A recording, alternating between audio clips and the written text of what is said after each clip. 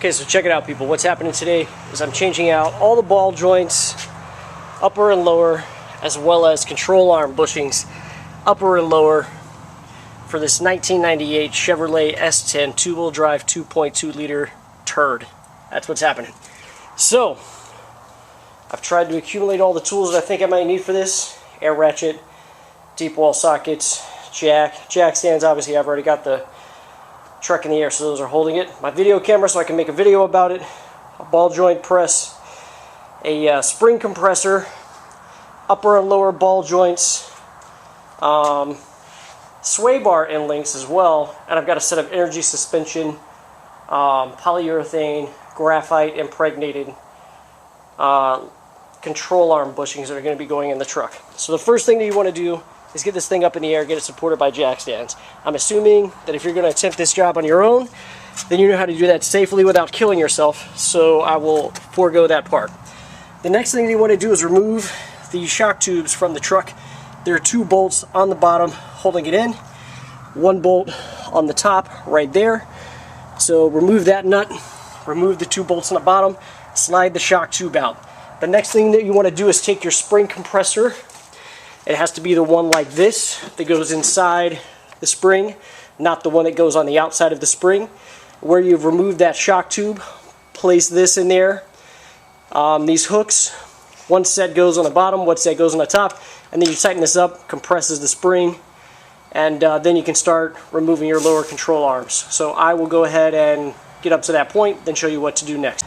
Okay, so check it out. I have my shock tube removed, and I have the little spring compressor compressing the spring quite a bit. If you're having trouble getting this, I inserted this upper piece first and then threaded the bottom piece in from the bottom. I don't know if you can even see where I did that. I don't know, maybe right there. But I inserted the upper piece in first, stuck the threaded piece up through the bottom here, and then threaded it in.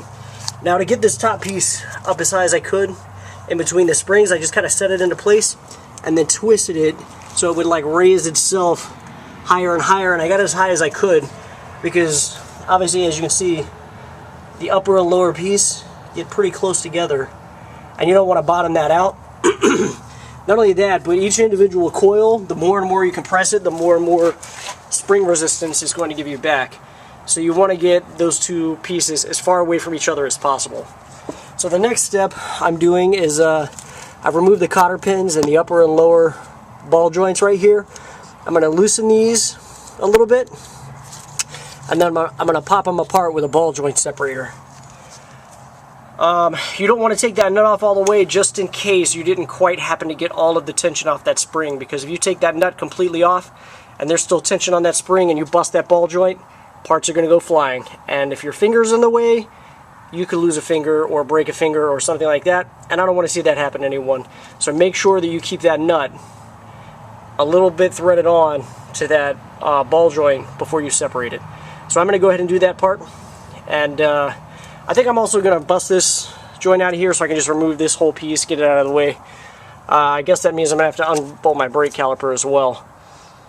So I will do that and get all this mess out of the way so I can get my control arms out of here. And then I will show you how to take those off.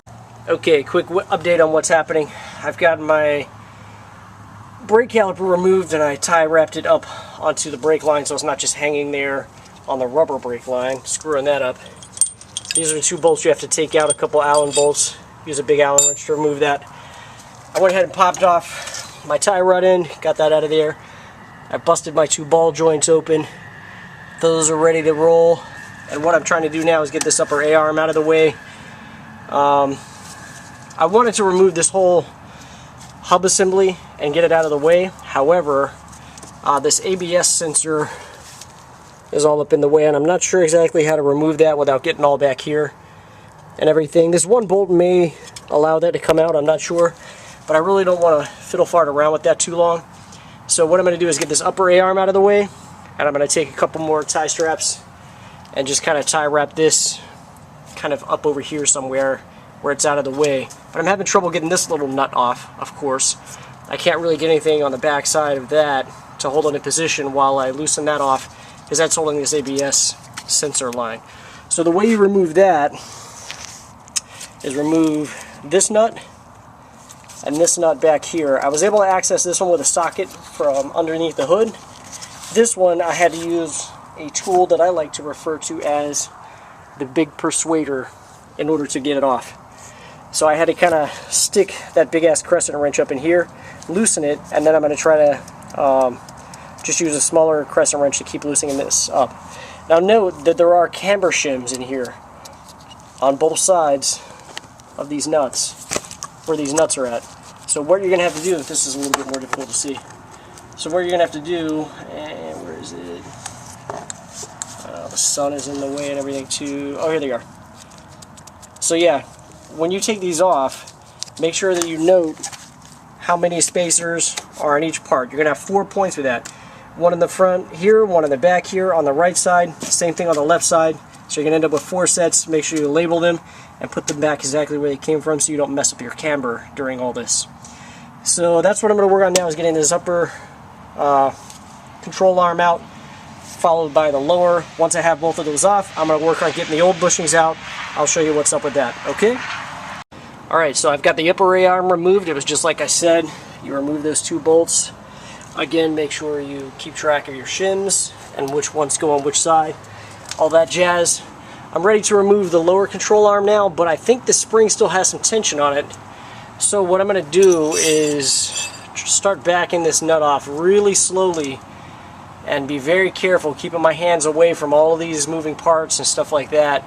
I think what has happened is I tightened up the spring. It kind of got wedged this way or something up in this pocket.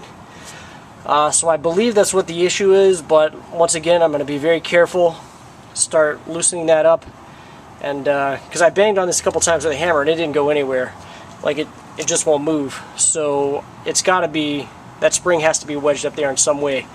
So I'm going to attempt to get that out of there now without hurting myself. I'll let you know how that goes. Okay then, so after way too much fumbling around, I got that stupid spring out, and all I'm going to do is remove the 2 bolts here to remove that lower control arm, and we can start getting some new bushings in this thing, getting the old bushings out, get some new bushings in. So yeah, I'm going to pop those 2 bolts, start doing this thing.